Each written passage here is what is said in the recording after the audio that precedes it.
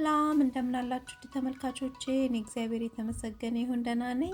ዛሬም በሌላ ቪዲዮ መጥቻለሁ። እንደምታዩት ቆንጆ የሆነ ፍሬንች ቶስት ያለ እንቁላል እንሰራለን ማለት ነው። እንደምትወዱት ተስፋ አደርጋለሁ። አብራችሁን ቆዩ።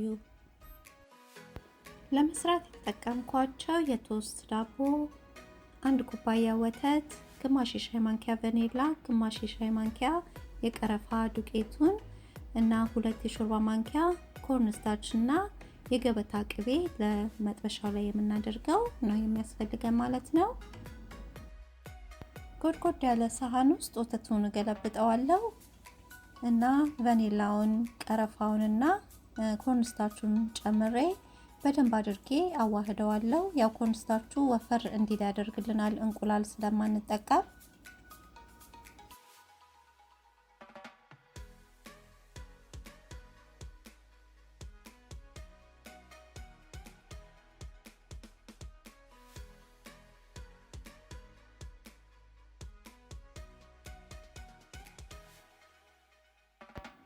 ይሄን በደንብ እናዋህድና ከጎን አድርገን ሌላውን እናዘጋጃለን ማለት ነው።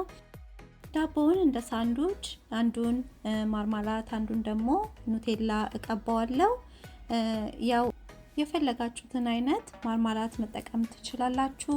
ያው ሁለቱንም ባንዴ እናዘጋጃለን ማለት ሳይሆን ይሄንን ለማሳየት ያህል ብዬ ነው እንጂ ከፈለጋችሁ በማርማላት ብቻ ከፈለጋችሁ በኑቴላ ብቻ ማዘጋጀትም ትችላላችሁ። እና እንዲህ ከቀባሁት በኋላ ያው ከላይ ሌላ ዳቦ እከድነዋለሁ ማለት ነው።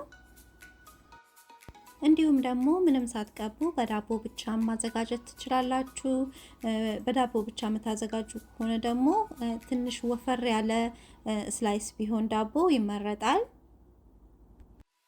ዳቦውን ቀብተን ከጨረስን በኋላ የገበታ ቅቤ መጥበሻችን ላይ እናደርጋለን። የገበታ ቅቤ መጠቀም ለማትፈልጉ ያው ዘይት መጠቀም ትችላላችሁ። ከዛም ዳቦውን በሁለቱም በኩል እነክረውና እናወጣዋለን። ብዙ አናቆየውም፣ እዛው ራስ እንዳይል ብዙ አናቆየውም እና ጠፈፍ አድርገን ወተቱን እንጠባጠበውን መጥበሻችን ላይ አድርገን ቆንጆ የሆነ ወርቃማ ከለር እስኪኖረው በሁለቱም በኩል አገላብጠን እናበስለዋለን። እሳቱን ቀነስ አድርገን ነው የምናበስለው፣ ውስጡም ውጩም እኩል ቆንጆ ሆኖ እንዲበስልልን እና አሁን ይሄው ይበቃዋል። ቆንጆ ሆኖ በስሏል። እናወጣውና ሌላውንም እንደዚሁ እንጠብሳለን ማለት ነው።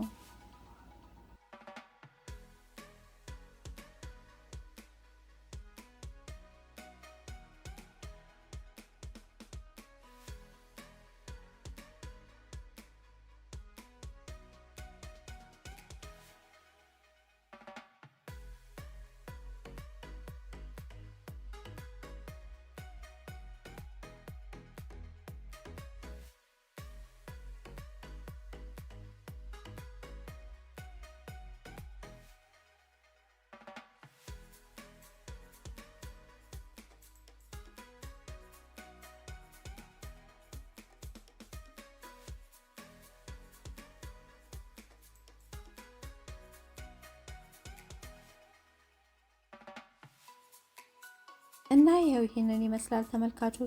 እኔ ሙዝ ከላይ አድርጌ አቅርቤዋለሁ። የፈለግነውን የምንወደውን ፍራፍሬ አብረን ማቅረብ እንችላለን ማለት ነው። እና ሲረፕ ወይም ማር ከላይ እንዲፈሰስ አድርገን መመገብ እንችላለን ማለት ነው።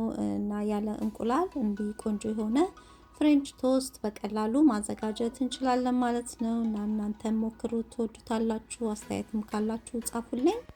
ለቻናሌ አዲስ የሆናችሁ እንኳን በሰላም ወደ ቻናሌ መጣችሁ። ሰብስክራይብ በማድረግ እና የደውል ምልክቷን በመጫን አዳዲስ ቪዲዮዎችን ስሰራ በቶሎ ወደ እናንተ ይደርሷችኋል። ለነባሮች ደግሞ ስለምትሰጡኝ አስተያየትና ድጋፍ ከልብ ያመሰግናለሁ። በሌላ ቪዲዮ እስከምንገናኝ እግዚአብሔር ሰላም በያላችሁበት ይብዛላችሁ።